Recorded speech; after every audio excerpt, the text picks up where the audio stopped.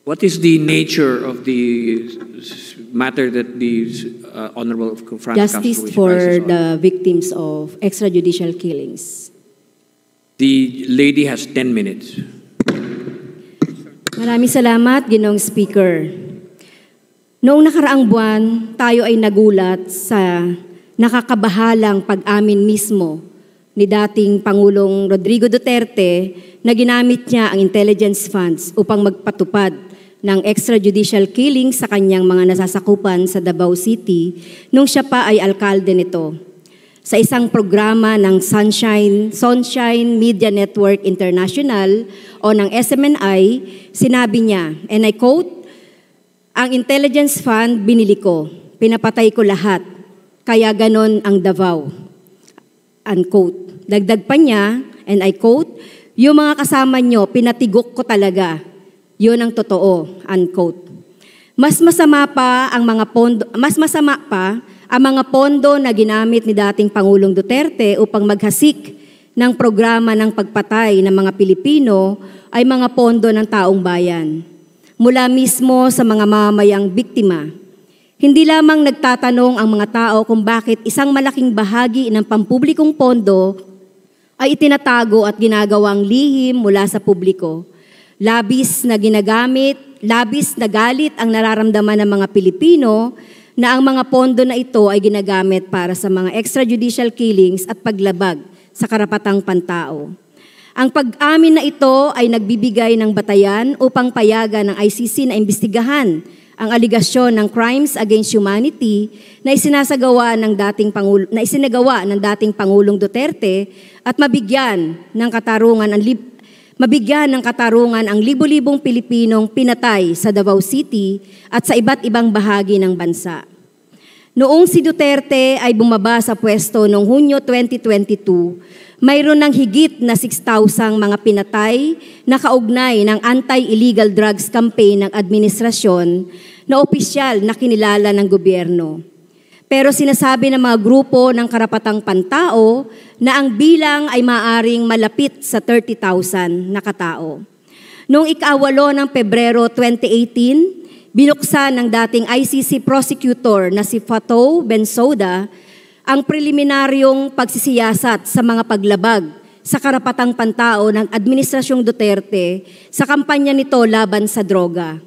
Natuklasan ng prosecutor na may sapat na batayan upang maniwala na ang kasong crimes against humanity ay nagaganap sa teritoryo ng Pilipinas mula sa isa ng Hulyo 2016 at ika-16 ng Marso 2019 sa konteksto ng kampanya ng pamahalaan ng Pilipinas laban sa droga. Ayon sa kanyang pahayag, batay sa malalim na proseso ng preliminaryong pagsisiyasat, ang mga impormasyong available ay nagpapakita na ang mga miyembro ng Philippine National Police at iba pang mga sangkot na mga individual ay iligal na pinatay ang libo-libong sibilyan sa panahong iyon.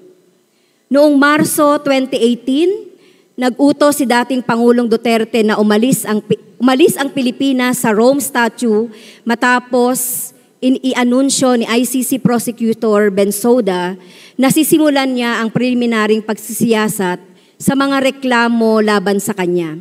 Gayunpaman, hindi ibig sabihin nito na nawala ang jurisdiksyon ng pandaigdigang hukuman sa kaso na isinampa bago ang nasabing pag-alis.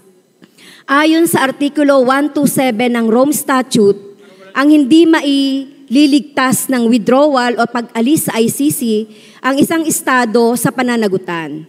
Una, magiging epektibo lamang ang withdrawal ng 1 taon matapos matanggap ng ICC ang abiso para rito. Maliban kung ang abiso ay nagtatakda ng mas huling petsa.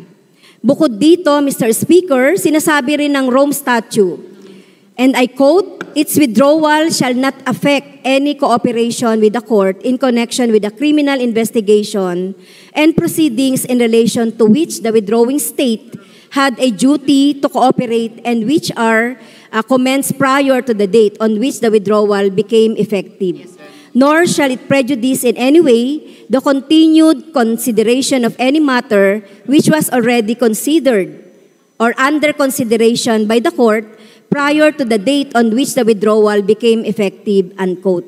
Sa madaling salita, may obligasyon pa rin ang Pilipinas na makipag-cooperate sa ICC dahil inutos ng dating Pangulong Duterte ang withdrawal 1 buwan matapos masimula ng investigasyon ng ICC prosecutor at naging effective ang withdrawal noong 2019 lang. Noong 15 ng Setyembre 2021, opisyal na inaprubahan ng Pre-Trial Chamber 1 ng ICC ang hiling ng Office of the Prosecutor na simula ng investigasyon kaugnay ng krimen na sakop ng jurisdiksyon ng hukuman na umano'y nagawa sa teritoryo ng Pilipinas mula November 1, 2011 hanggang March 16, 2019 sa konteksto ng kampanya laban sa droga. Ang nasabing hiling ay unang isinumite noong May 24, 2021. Mr. Speaker, ayon sa Artikulo 15, Paragraph 3 ng Rome Statute, kung may nakitang reasonabling batayan ang prosecutor na ituloy ang isang investigasyon, maghahain siya sa pre-trial chamber ng isang request for authorization of an investigation, kasama ang anumang nakolektang supporting materials.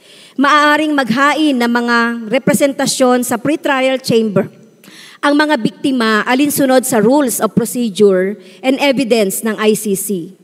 Ayon sa Artikulo 15, Paragraph 4, susuriin ng pre-trial chamber ang mga dokumentong ipinasa sa kanya. At basta nakita nito na sakop ang reklamo ng jurisdiksyon ng hukuman, formal nang ilulunsad ang investigasyon.